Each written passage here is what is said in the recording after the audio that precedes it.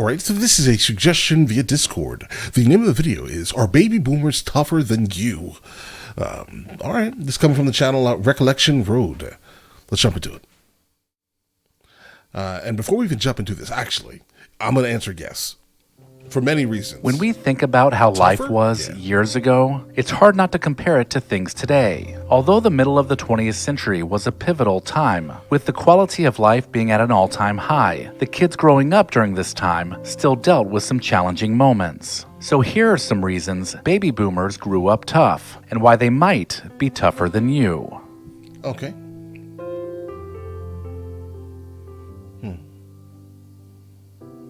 The walking to school thing, Remember though? Bert the Turtle? The cartoon creature was created for a short film called Duck and Cover, shown to young students in the 1950s to teach them about dropping to the floor and hiding underneath their desks in case of a nuclear attack. Students were told to shelter under furniture and cover up their bodies, like Bert hiding inside his shell. The arms race with Russia was on, and the U.S. was no longer the only nuclear power. The disaster preparations also included building and stocking underground bomb shelters at home. Thankfully, the unthinkable never came to pass, leaving duck and cover drills and underground bunkers to the memories of baby boomers. Not really. Think about this here. I mean, obviously they had to deal with that in school. Sure, no problem. I'll agree. But these kids today have to deal with people going in there with firearms, and, you know, right, they have to go through their own special drills now too, right? They sell bulletproof backpacks now. Think about that. Baby boomers of all ages played outside all the time. Wait, but these new kids are not tough at all.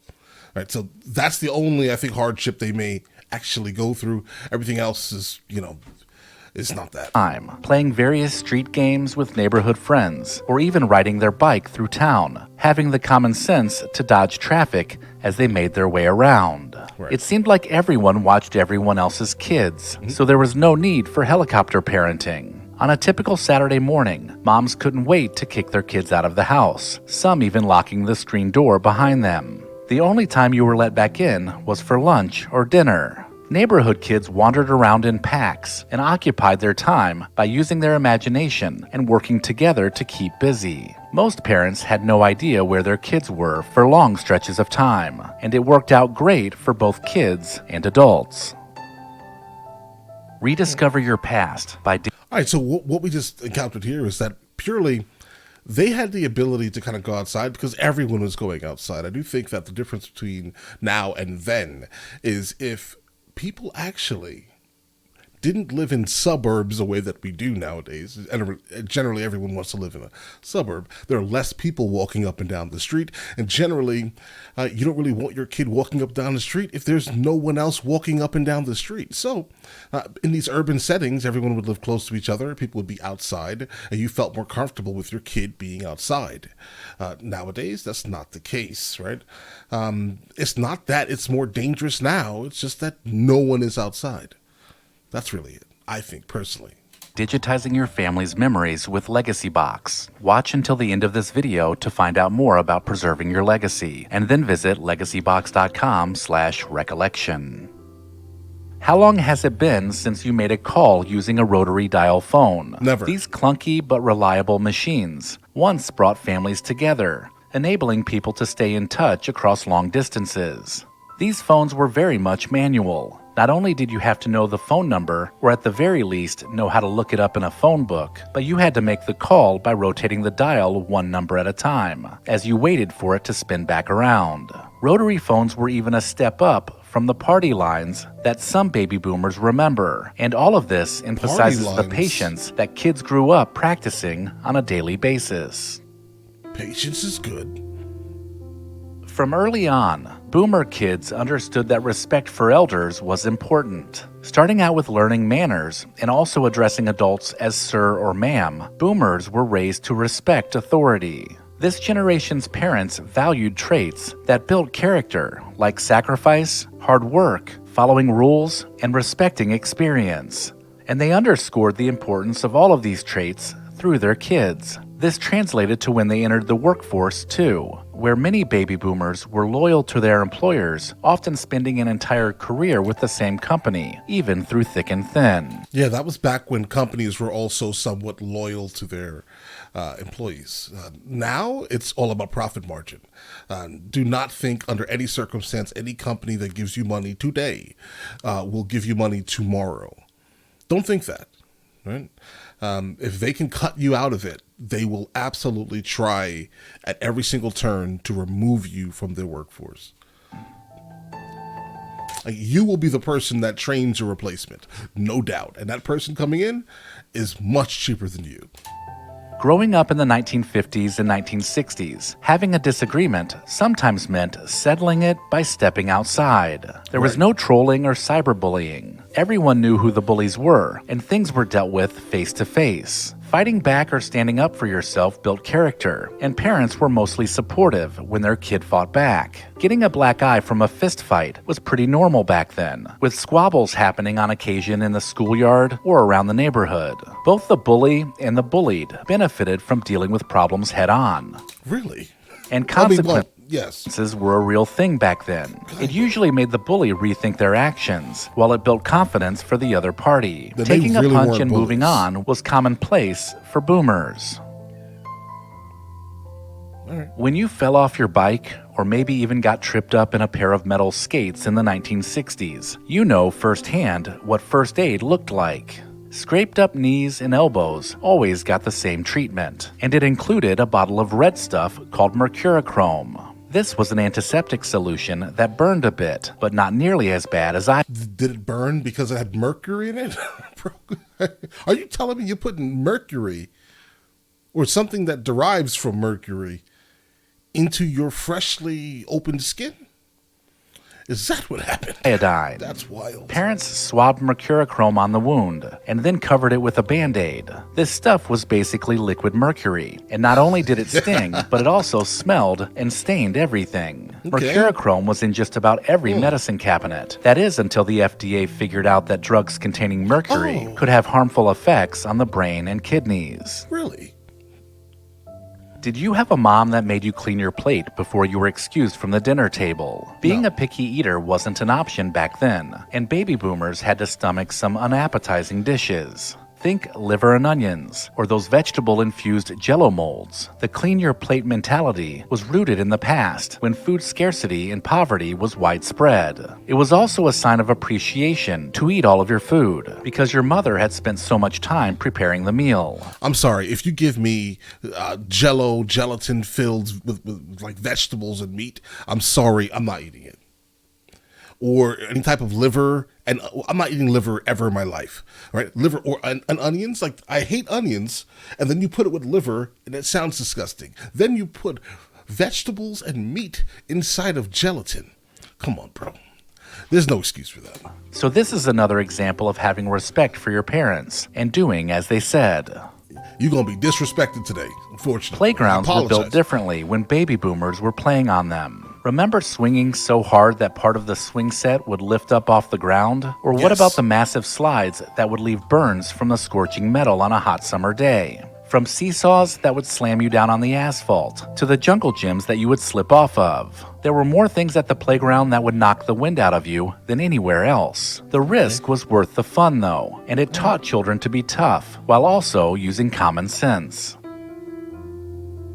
Baby boomers were the generation that were placed in harm's way by the U.S. government when it came to the very unpopular Vietnam War. Young men from this generation were drafted into military service and sent overseas to fight off communism in South Vietnam in an effort to flex our muscle during the Cold War. The proxy war ended up costing nearly 60,000 American lives, and ended up failing in achieving the political goals that drew us into the conflict. But this doesn't diminish the bravery and effort put forth by the boomers that shouldered this war. Other things that toughened up kids as they grew up was the lack of safety equipment. Think about what football helmets looked like even for professionals back then. Kids didn't wear bicycle helmets. They just got used to getting scraped up or even bumping their head. In the car, there were no seatbelts. Kids were just protected by the heavy steel of the car chassis and the arm of their mother reaching across to stop them from hitting the dashboard. If we think about houses back then, there was no childproofing. Kids learned not to play with electrical outlets by, well, first playing with electrical outlets, and then realizing that wasn't such a good idea. Right. Let's face it, trial and error taught baby boomers a lot about how the world worked, and it toughened them up in the process. That's a great teacher. Great teacher, actually. Today, watching TV means laying in your bed or on the couch and not exerting any energy. But for baby boomers, watching TV was a more physical activity. First, you had to manually turn the TV on and off. Then you had to tune the TV to the correct channel. Luckily, there were only a few to choose from. After that, the antenna would need adjusting, so you would move it around until you could see the picture clearly. Sometimes this would also mean adding some tinfoil to the ends of the rabbit ears. And then, just as you sat down to watch your program, you realized the volume needed to be turned up. It could be an exhausting activity, just trying to get things perfect to watch TV. And usually the kids functioned as the remote control, while Dad called out the commands. Now, with all of this perceived danger surrounding a baby boomer's childhood, you would think that dialing 911 on the phone might get a little overused. But through all of this, the emergency number did not even exist. That's why if you had minor injuries, you were just told to rub some dirt on it, and then later some Mercurochrome. If it was a more serious injury, then you could get into the car and drive to the hospital, or even call a local emergency number to request an ambulance. So basically what this meant was that baby boomers learned to cope with varying degrees of pain as they waited for help to arrive. Okay. One thing that officially makes someone tough is their ability to take care and survive on their own. This was certainly true for baby boomers, who entered adulthood at a much younger age than what is expected. Certainly true for... Guys, they have really good YouTube shocked faces. Right? Baby boomers, who entered adulthood at a much younger age than what is expected today. Finishing school, finding a job, and then getting married were expectations of the time. And most of this was done before the age of 20. For some, it was even earlier. But one thing is for certain, they weren't living with their parents into their 30s. By then, they were settled into a comfortable life with... Yeah, that's not actually a fair statement, but we'll get into that slightly later. But let's go. Kids in a home of their own, backed by strong work ethic and a toughness that helped them create a life for themselves. Let me know in the comments if I missed anything, and make sure to sign up for the Recollection Road newsletter using the link in the description. All right, so here's the thing. You can point out the fact that they didn't stay with their parents until they were 30. That's a great thing. I think that's honestly how everything should be. But I also think that at the same time, the houses and the cost of living should also be similar to what it was when they had the ability to do it. Like they're probably sitting at a house that cost maybe 13 to maybe 16 raspberries. That's about the cost of that house that they're sitting behind.